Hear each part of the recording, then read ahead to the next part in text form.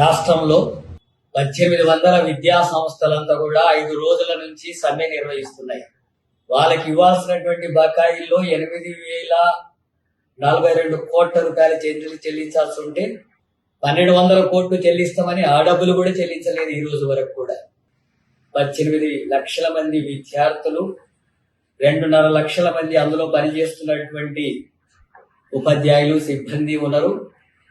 అట్లాగే యాజమాన్యం అంతా కూడా సమ్మెలో ఉండడం, వీటన్నిటి కారణం చేత తీవ్రమైనటువంటి నష్టాలకు గురవుతున్నారు. అట్లాగే విద్యార్థులు ఉత్తీర్ణులు అయినప్పుడు కూడా సర్టిఫికెట్స్ ఇవ్వకుండా యాజమాన్యం నిలిపివేస్తున్నారు. దానివల్ల ఉన్నతమైనటువంటి చదువులకు పోవడానికి ఆటంకంగా మారి గ్రామాలకు పోయి ఉపాధి కూలీలుగా పనిచేస్తున్నటువంటి దుస్థితి ఏర్పడింది. ఈ ఫీజు రియంబర్స్మెంట్ ఇచ్చేటటువంటిది అంతా కూడా ఎస్సీ, ఎస్టీ, బీసీ, మైనార్టీలు, పేద పిల్లలకు సంబంధించినటువంటిది. మరి వారి డబ్బులు చెల్లించకపోతే వాళ్ళ విద్య అంతా కూడా ఆగిపోయేటటువంటి పరిస్థితి, వాళ్ళ భవిష్యత్తు దెబ్బతింటుంది. మరి ఇలాంటి విషయంలో ప్రభుత్వం ఇప్పుడు కమిటీ వేసి అవి సరిగ్గా ఉన్నాయా లేదా, విద్యా సంస్థలు సరిగా ఉన్నాయా లేదని చెప్పి ఇప్పుడు పరిశీలిస్తున్నారు. పరిశీలించండి, ఒకవేళ తప్పుడు పద్ధతుల్లో ఉంటే, అక్రమ పద్ధతులు ఉంటే వాటి మీద చర్యలు తీసుకోండి. కానీ విద్యార్థుల కోసం ఇస్తామన్నటువంటి ఫీజు రియంబర్స్మెంట్స్ మాత్రం ఖచ్చితంగా ఇవ్వాలా. అందుకనే ముఖ్యమంత్రి దగ్గరనే విద్యాశాఖ కూడా ఉంది. వాటిని ఆయన చొరవ తీసుకొని చర్చించి వీటిని పరిష్కరించేటటువంటి చర్యలు తీసుకోకుండా మొత్తం ముఖ్యమంత్రితో సహా మంత్రులంతా కూడా జూబ్లీహిల్స్ ఎన్నికల చుట్టూ తిరుగుతున్నారు. మరి రాష్ట్రంలో పరిపాలన అంతా కూడా కుంటుపడితే ఎట్లా?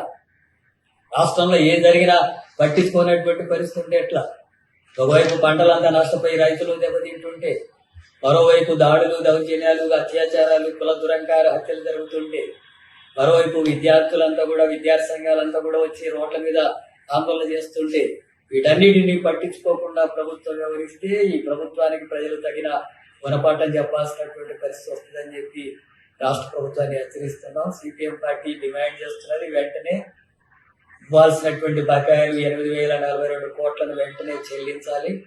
అట్లాగే చర్చలు జరిపి సమ్మెను విరమింపజేయాలా. విద్యార్థుల సర్టిఫికెట్లు అన్నింటినీ కూడా వెంటనే పిల్లలకు ఇప్పించేటట్టుగా చర్యలు తీసుకోవాలి. అట్లాగే విద్యా సంస్థలో ఉండేటటువంటి అవకతవకలు ఉంటే వాటిని కూడా సరిచేసేందుకు చర్యలు తీసుకోవాలని చెప్పి ముఖ్యమంత్రిని డిమాండ్ చేస్తున్నాం. ఆ రకంగా ప్రభుత్వం స్పందించకపోతే, చర్యలు తీసుకోకపోతే విద్యార్థులు చేస్తున్నటువంటి సమ్మెతో పాటు సిపిఎం పార్టీ కూడా ప్రత్యక్షంగా ఆందోళనకు కూలిపోవాల్సి వస్తుందని చెప్పి హెచ్చరిస్తున్నారు.